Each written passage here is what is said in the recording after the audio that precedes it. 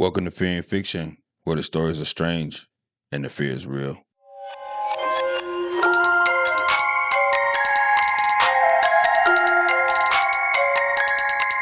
What's going on, Fear and Fiction family?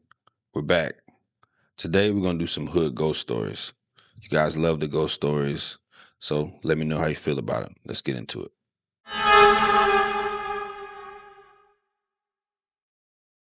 Before I tell you what my son photographed on that empty lot in North St. Louis, I need you to understand what used to be there. Because if you do not know what Pruitt-Igoe was, this story will not fully land, and it needs to land. Pruitt-Igoe was 33 11-story high-rise buildings built in 1954 in the DeSoto Car neighborhood on the north side of St. Louis. It was designed by the same architect who later designed the World Trade Center in New York City.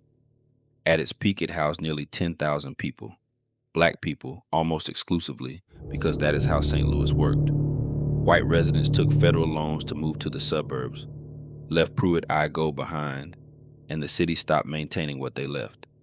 The buildings had a feature called skip-stop elevators. The elevators only stopped on the first floor, the fourth floor, the seventh floor, and the 10th floor. If you lived on any other floor, you had to take the stairs from the nearest elevator stop. This was designed by architects to save money. The people who actually had to live with bad knees and groceries and strollers in the dark stairwells of a building the city had already stopped caring about. They were not consulted. By 1972, the city started blowing the buildings up, one by one. They televised the demolitions. The nation watched the towers come down and called it a symbol of failed public housing. The people who had built lives and community and Sunday dinners and birthday parties in those buildings were not consulted about that either. By 1976, every building was gone. The 57-acre site sat empty. It has been described as an urban forest, overgrown, fenced in, barbed wire at the perimeter. A fire hydrant and a power station are still there somewhere in the undergrowth. That is all that is left of 10,000 people's home. My grandmother lived in Building 7 on the 7th floor. She lived there from 1956 until 1974, when the city moved her out just before they blew the building up. She died 3 years later. She always said she left something behind in that apartment. I thought she meant furniture. I was wrong. Getting my son to come with me to the old housing project site took an entire week of negotiations. He is 16 years old, and he had things to do. Specifically, he wanted to stay home and play video games, which he described to me as very important and time-sensitive. I described the history of the projects to him until his eyes glazed over, which took approximately 4 minutes, and then I told him we were going, and that was the end of the discussion. He was on his phone the entire drive. The site is on North Jefferson Avenue in St. Louis, fenced off, overgrown with trees that have had 50 years to take the land back. You cannot go inside the fence. We stood on the sidewalk and looked through the chain link at what is essentially a forest, where a city of 10,000 people used to be. My son put his phone down for the first time since we left the house and looked at it for a long moment and said, "This is it." I told him yes. I told him his great-grandmother lived here, that she raised my mother here, that this was where Sunday dinners happened and where my mother learned to cook, and where a whole community existed that most of St. Louis has spent 50 years pretending was not real. My son is not an emotional kid. He nodded. He looked at the trees. He said, "Can I take a picture?" I said yes. He pointed his phone at the site through the fence and took the picture, and then he looked at the screen for a long moment without saying anything. He held the phone up and showed it to me. Behind us in the photograph, there was a building. I need you to understand the geography. We were standing on the sidewalk facing the fence. The fence is what is in front of us. Behind us is Jefferson Avenue, and then more street, and then more city. There is no building behind us. There has not been a building behind us since 1976. But in the photograph, behind us, clear enough that I could count the floors, was an 11-story building. One of the towers, the pale brick, the long, narrow windows, the specific shape I recognized from photographs my mother kept. I counted the floors. 11. I looked at the windows the way you look at something when you are trying to convince yourself you are not seeing what you are seeing. On the 8th floor, in one of the windows, a woman was standing looking down at us. My son said, "Who is that?" I did not answer him right away because I was doing math in my head. Math that I did not want to be doing. The skip-stop elevators in Pruitt-Igoe stopped at the first floor, the fourth floor, the seventh floor, and the 10th floor. Floor 8 required taking the elevator to 7 and walking up one flight of stairs. My grandmother's knees were bad her entire life. She never used the stairs in that building. In 18 years of living on the 7th floor of Building 7, she took the elevator to 7 and she stopped there. She told my mother once that she had never been above the 7th floor and below the 10th floor in her entire time at the complex because her knees would not allow it. The woman in the window was standing on the 8th floor.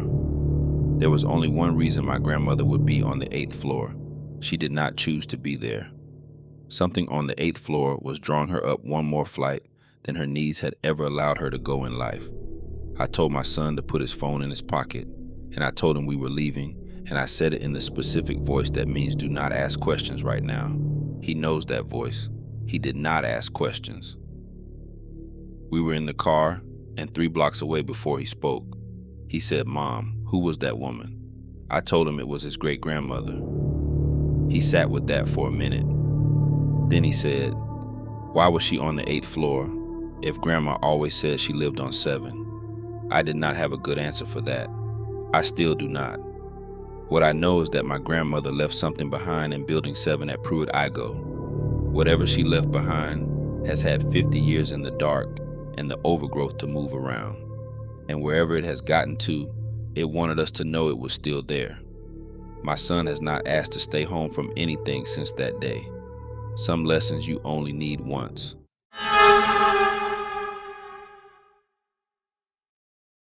Most people in Detroit have heard of Paradise Valley. Not enough people outside Detroit have heard of it, and that is what I want to fix before I tell you what I found behind the wall. Paradise Valley was Detroit's black entertainment and business district from the 1920s through the 1950s. It ran along Hastings Street and St. Antoine Street on the near east side of the city, bounded by Adams, Brush, Alexandrine, and Hastings.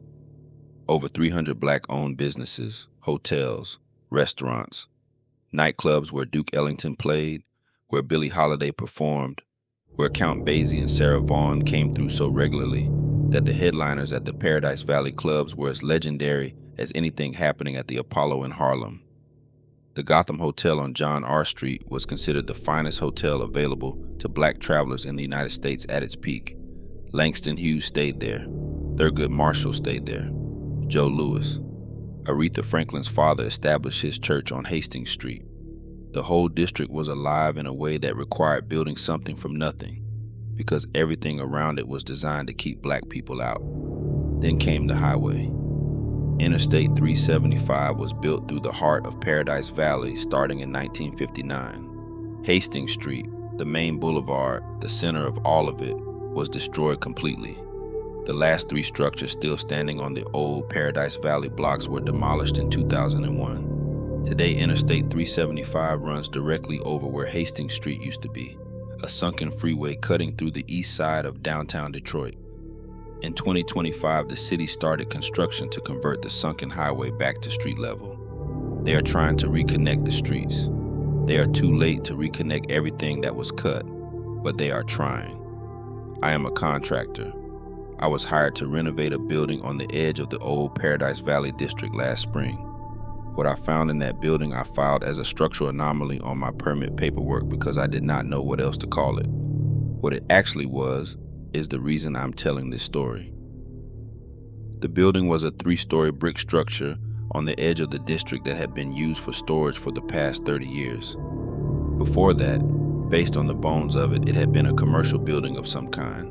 The ground floor had the layout of a business and the upper floors had smaller rooms that may have been offices or residential units. The owner wanted it converted to mixed use. My job was to open up the walls, assess the structure, and tell him what we were working with. 3rd week of the job, 2nd floor, back corner room. My guy pulls the drywall off the west wall and behind it is not the exterior brick we expected. Behind it is a door, a real door, old solid wood, painted over, the paint sealed into the door frame on every side so thoroughly that you could not tell the difference between the door and the wall from the other side. Someone had plastered directly over it and then drywalled over the plaster. The door had not been opened since approximately the early 1960s based on what we found on the other side. We should have called the owner. I know we should have called the owner. I am a professional with 20 years of renovation experience, and the correct move was to call the owner. We did not call the owner. My guy looked at me, and I looked at him, and he got the pry bar. The door opened inward, old hinges, no sound at all. They were so old they had passed through squeaking and come out the other side into silence. The smell that came out was not rot. It was not mold. It was something older and more specific. The smell of a room that has been holding the same air for 60 years. The air of a specific moment preserved in amber. The room was small, maybe 12 feet by 10. In the center was a table with 2 chairs. On the table was a glass with something still in it. Dark liquid, not evaporated, not dried, sitting in the glass as if it had been poured recently. I stood in the doorway and looked at that glass for a long time before I looked at anything else. Then I looked at the chair facing the door. There was no dust in that room. I want you to sit with that for a moment. A room sealed since the early 1960s, with no dust anywhere on any surface. The table was clean. The chairs were clean. The glass was clean. 60 years of sealed air and not a particle of dust on anything. The figure in the chair was not clear when the light first came in. It had the quality of something seen in peripheral vision, present when you were not looking directly at it, gone when you turned to face it. But it was in the chair. I know it was in the chair because I saw it the way you see something that is real, not imagined, present. It turned toward me slowly, not startled, not aggressive, the way a person turns when they have been sitting in a dark room for a very long time and have made peace with waiting and are simply noting that someone has finally arrived. I closed the door. I told my guy to take his lunch break. I stood in the hallway for a few minutes. Then I went back downstairs and called the owner and told him we had found a structural anomaly that required additional permitting. The city permit form has a field for the reason you are sealing a structural element. I wrote personal reasons. They approved it within 48 hours. The room is sealed again. New drywall, new plaster. You cannot tell it is there. I drive past that building sometimes. I have started doing this thing where I look up at the second floor back corner window as I go by. Every time I do, there is nothing there. I am not sure if that makes me feel better or worse. I think whoever is in that room has been waiting for Hastings Street to come back. And Hastings Street is not coming back. Not the way it was. Not the way it needs to be for whatever is sitting in that chair to recognize it as home. I hope I am wrong about that. I think about that glass of dark liquid on the table sometimes. I think about the fact that it had not evaporated. I think about what that means. I try not to think about it too much. I'm going to tell you about my grandmother's neighbor, Miss Clara. But first, I need to tell you about Orange Mound, because Orange Mound is the kind of place that produces the kind of story I'm about to tell you, and you need to understand why. Orange Mound is a neighborhood in the southeast part of Memphis, Tennessee, about 6 miles from the city center. It was founded in 1890 on the grounds of the former Dederick plantation, which had been 5,000 acres of farmland worked by enslaved people before the Civil War. In 1890, a white real estate developer named Meacham bought some of that land. The widow Dederick told him specifically not to sell it to black people. He sold every single lot to black people. The lots were 25 feet wide and 100 feet deep, and they cost $40 each. You paid 50 cents down and a few dollars a week. Orange Mound is the first neighborhood in the United States, built entirely by and for African Americans. The residents built their own shotgun houses, their own churches, their own schools, their own businesses. Carnays Avenue became the commercial center. Mount Pisgah CME Church and Mount Moriah Baptist and Beulah Baptist were the 3 original churches, and all 3 are still standing today. The W.C. Handy Theater hosted the finest black entertainment in the Mid-South. Little Esther Phillips, Lionel Hampton, Duke Ellington, Lloyd Price, all came through. By 1970, Orange Mound had the second highest concentration of Black Americans in the United States outside of Harlem. B. King said it was foundational to the blues. The neighborhood built itself from a former plantation with $40 lots and the understanding that if the world was not going to build something for you, you built it yourself. My grandmother has lived on Spotswood Avenue in Orange Mound since 1961. She has lived in the same shotgun house for 60-some years. She knows everything that happens on that street. She knows everything that moves through it, including Miss Clara. I came home from college in November because I needed a break from studying, and my grandmother's cooking is genuinely the only thing that helps. I had 3 finals coming up, and I was not prepared for any of them, and I had decided that the best strategy was to go home for 4 days, eat well, sleep in my old room, and come back ready to handle my business. This is not, I now understand, the most academically sound approach, but it was the plan. My grandmother's shotgun house on Spotswood Avenue is exactly what the name describes. 3 rooms in a straight line front to back, living room, bedroom, kitchen, with a door at both ends and a hallway that runs from the front porch straight through to the backyard. 1 story, old wood floors that announce every footstep, a television in the living room that my grandmother watches until very late because she says the quiet keeps her awake. I had been asleep for about 2 hours when I woke up, not slowly, all at once, wide awake, sitting up, the way you wake up when something has changed in the room without making a sound. I looked at my phone, 2:37 in the morning. I lay back down. That is when I heard the footsteps in the living room, not the footsteps of my grandmother. Wrong weight, wrong rhythm, lighter, more deliberate. The footsteps of someone who knew exactly where they were going and had taken this specific route before. I got up. I am 20 years old, and I have been raised in this house, and I know every sound it makes. And those footsteps were not a sound it makes. I opened the bedroom door into the living room. The woman in the yellow dress was crossing the living room from the back wall to the front. She was not young, and she was not old. She was wearing a yellow dress that belonged to a different decade. The cut of it, the fabric, the way it moved. She was walking at a steady pace, not fast, not slow, looking straight ahead, her eyes focused on something that was not in that room. She passed within 4 feet of my grandmother's chair. My grandmother was in her chair watching television. She did not look up. I stood in the bedroom doorway with my hand on the door frame, and I watched the woman in the yellow dress walk directly into the front wall of the house and through it without slowing down, without hesitating, without any acknowledgement that a wall was there at all. I stood very still for a moment. Then I said, "Grandma." My grandmother said, I said, "There was a woman in the living room." My grandmother said, "That is Miss Clara. She comes through around this time most nights. Do not speak to her. Do not follow her. She is not here for you."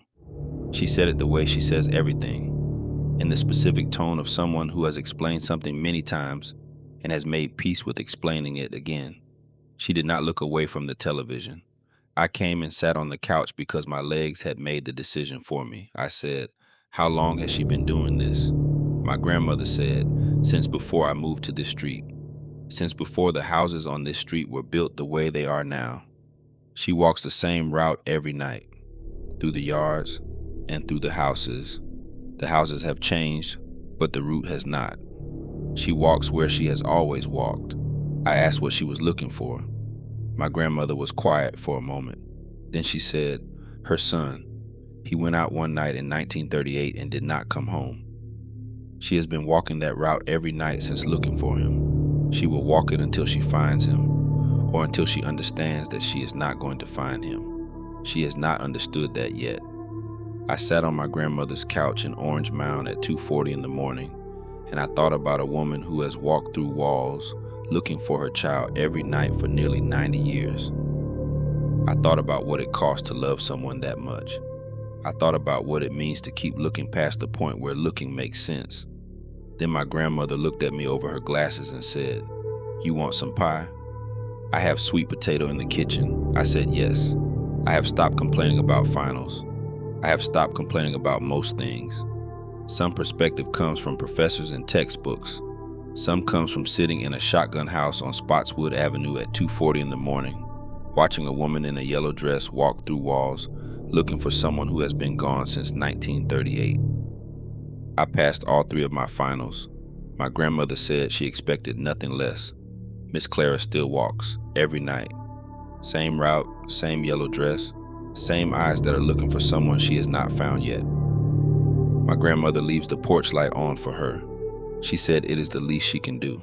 If you made it this far, I want to thank you very much for taking the time to watch the video. Please like, share, subscribe, and hype the video. Have a nice day.